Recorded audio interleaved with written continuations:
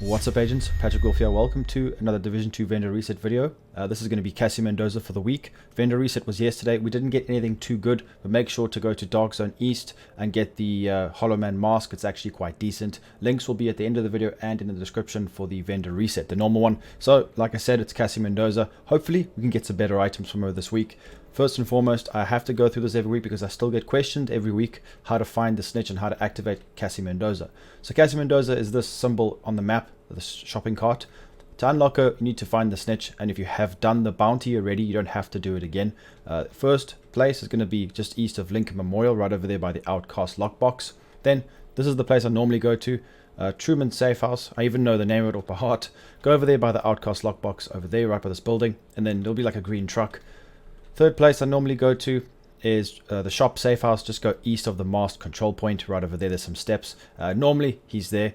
If he's not there and you can't find him, sometimes I actually just wait half an hour or log out, log back in, or use another character. Then you're going to come over here and we're going to go to the shopping cart. Now it's by the theater settlement. Also, just a quick little mention, 1040 safe house is another one where you can find the snitch. Just run directly outside down the road.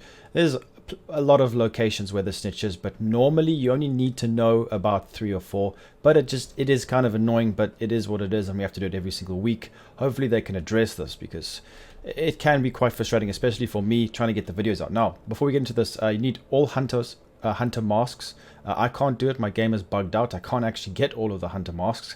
That'll allow you to get the perfect intimidate chest piece and the shield splinterer assault rifle. So to get those 2 pieces, you actually have to get all of the masks. But to be honest, I don't like the pieces at all. It's not really anything I'm interested in, so it doesn't bother me. And it's always there in Cassie, just different variations. So just keep that in mind. If there is a God roll one or something like I did last week, I will mention it. But they're always in there of Cassie Mendoza. So it's actually quite convenient, so I don't show you guys the same things all the time. So let's see what Cassie Mendoza has to offer us.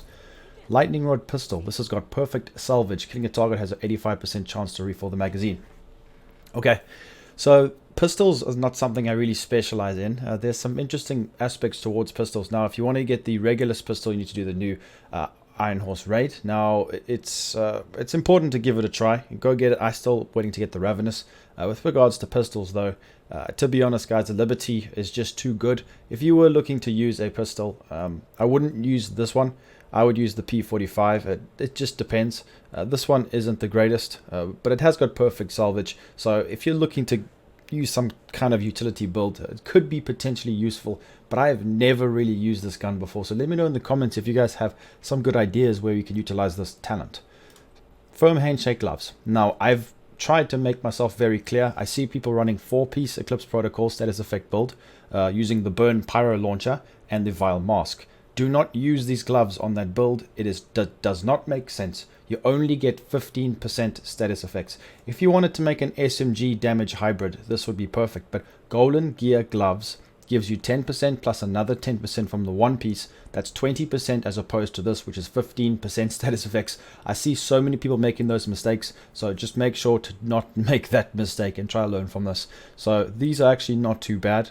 Has got status skill haste, which is not the worst thing I've seen. You just roll skill tier over there, or if you really want to use them and put blue, you can, especially with the technician specialization, which will give you 1 extra skill tier. So having 1 blue and 5 yellows will actually allow you to have 6 tier 6. So just keep that in mind. Then the True Patriot backpack. Now, I've made myself very clear as well in PvP. True Patriot is really, really good right now. These buffs are actually amplified, and a lot of people don't know that, especially with clutch. Now, the backpack, obviously you can't use it with clutch, but it's important to have a look at the values. So from 8% to 12%, this is a very good support build. Now, if you're spreading the pestilence, or you're using any kind of gun that utilizes, obviously we can't use backpack talents, which is unfortunate because the patriotic boost is so high. Remember that the blue and the red, white, and blue, the values go up quite significantly. Now, to be honest, I wouldn't really recommend the white. That's for clutch, and I wouldn't use the backpack for that. But the red amplified damage is 12% to the enemies, which is really, really good. And a full flag, obviously that's a combination of the 3. And blue is decreases the damage, enemies damage dealt by 8%. That's 12%. So you are decreasing all NPCs damage that are marked by 12%. So this can be a really good combination to utilize with a team to help your teammates take less damage and for them to do more damage. So just keep that in mind when using this backpack. These values are not what they say, they are amplified. So just keep that in mind, guys. The Eclipse Protocol chest piece. This one has got armor regen. It's almost maxed out. I wouldn't really utilize armor regen on this, but the chest piece gives you a nice talent proliferation, increases indirect transmission range from 50 meters to 20 meters, and refresh percentage from 50% to 75%. So this is quite important if you want to utilize the backpack talent with the little spider on it. What's it called again? Creeping Death. That allows you to spread it further. And what actually happens is if you utilize a build like this, which would be a status effect build, let's say you burn the NPC. The NPC, when he gets burnt, it transfers through Creeping Death and then transfers a further 20 meters with proliferation off of indirect transmission. And it actually increases the refresh percentage. So if you're burning an NPC and it transfers, it'll only give you 50% of the actual initial burn.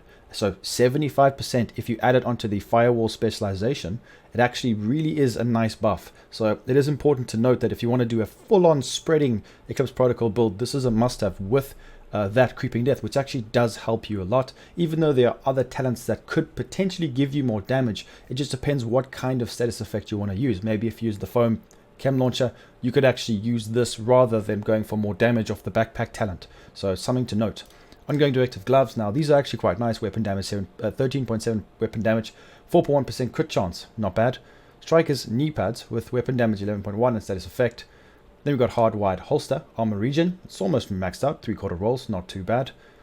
Foundry bulwark mask, 3/4 rolls, nothing too special. I wouldn't roll health on there anyway. Black market RPK 74E. This one has got sadist and crit chance with DTC 9%. Now, if you guys have not seen my new meta PvP build, a lot of people think that in sync with a shield is the highest damage you can get from a gun talent. It's not. This is. Sadist gives you more damage than in sync if you utilize it with the right talents. So if you want to have a look and see what I mean by that, just go click on the link below or go to see at the end of the video. It'll pop up and watch that video because it's actually quite interesting. I get more damage from Sadist than in sync. So it's something to keep note of. Snub-nosed Dicerus. This one has got killer with 13.3% swap speed. Murakami gloves with armor regen headshot damage, not bad. Then RNK knee pads, crit damage repair skills, interesting. Now all of these yellow and red and blue rainbow rolls on the loot is actually going to be addressed today on the state of the game. So hopefully they can address this. I don't think it's too much of an issue for me. I've never really complained that much about it. In vendor resets, it can be quite frustrating when you have different, like completely random bonuses on, or attributes on gear pieces brand sets. But things like this is actually quite good. You can make a nice hybrid build. So hybrid builds are strong, but normally, you know, you would kind of have a set where you would go. Like armor regen doesn't go well with a build like this at all, so that's out of place. So hopefully they address things like this. We're going to have to wait and see. Next week will be about the new skyscraper. So utility mod 16.6 repair skills, not bad. Then finally we've got a shield 4.3% active regeneration. Alright, that's going to be it for Cassie Mendoza. Please make sure you guys follow me on Instagram and on Twitch. I stream every Tuesday and Thursday at 5:30. That's 17:30 British summertime, which is BST. So make sure you guys come and stop by, leave a follow, and hopefully we can chat about a few things. I will be streaming tomorrow, not today unfortunately, but yeah, make sure to leave a like, subscribe, and I'll be seeing everybody in the next video. Peace out, agents.